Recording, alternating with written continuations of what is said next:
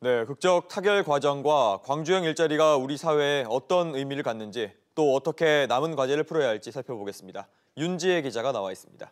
자, 윤 기자. 네. 자, 이번에 이제 국적으로 최종 타결된 결정적인 요인은 뭐라고 봐야 될까요? 네, 다소 언급됐었는데 이 그동안 타협의 걸림돌이었던 임단협 5년 유예 조항이었습니다. 이 상생협의회 결정사항의 유효기간은 누적 생산 목표 대수 35만 대 달성 때까지로 한다, 이 조항인데요.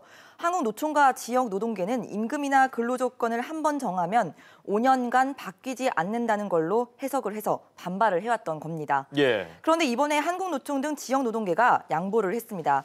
바로 조항을 그대로 두기로 한 건데요. 다만 단서는 추가했습니다. 5년이라고 못 박지 않고 경영 상황에 따라서 상생협의회를 통해서 이 노사가 임금과 단체 협상을 할 수 있는 여지를 만든 겁니다. 이 부분을 또 현대차가 받아들이면서 한 걸음씩 양보를 한 상태가 됐습니다.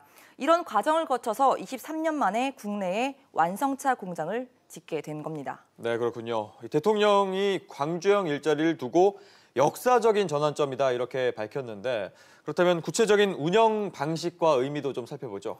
네, 업계 평균 임금보다는 다소 낮지만 임금을 주는 대신 사회복지 혜택을 늘려주는 게 이 광주형 일자리 핵심인데요. 예. 광주 인근에 조성된 빅그린 산단 내에 18만 9천 평, 축구장 60개 크기 부지의 공장을 짓습니다.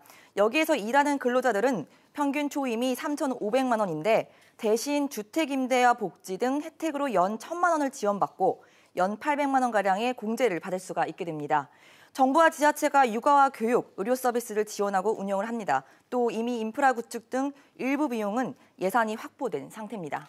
그런데 민주노총은 강하게 반발하고 있지 않습니까? 네, 맞습니다. 현대기아차 노조는 오늘 확대 간부 파업에 돌입을 하면서 앞으로도 강하게 투쟁할 의사를 밝혔습니다. 예. 현대기아차 노조가 속한 민주노총은 최근 경제사회노동위원회에 참여도 거부를 한 상황이라 앞으로 정부와 대결 양상이 강화될 가능성이 있습니다. 이런 우려에도 불구하고 새로운 일자리 창출 모델로서의 의미, 그리고 노사관계의 지평을 열었다는 점에서 긍정적인 평가도 나오고 있는데요. 직접 들어보시겠습니다. 예. 노사관계가 좀 이러한 어려움에 98년도처럼 뭐 정리하고다 뭐다라는 그런 또 극렬한 갈등으로 표출될 게 아니라 오히려 이런 위기를 뭔가 새로운 좀 전향적인 변화의 기회로 좀 잘 삼아야 되지 않을까 생각합니다. 네, 그동안 우리 제조업은 고임금과 비효율, 이 성장과 일자리 창출 동력이 약화됐다, 이런 평가를 받고 있었는데 광주형 일자리가 그 해법을 제시할 수 있게 될지 앞으로도 관심이 높아질 것으로 보입니다. 네, 알겠습니다. 윤 기자 얘기 잘 들었습니다.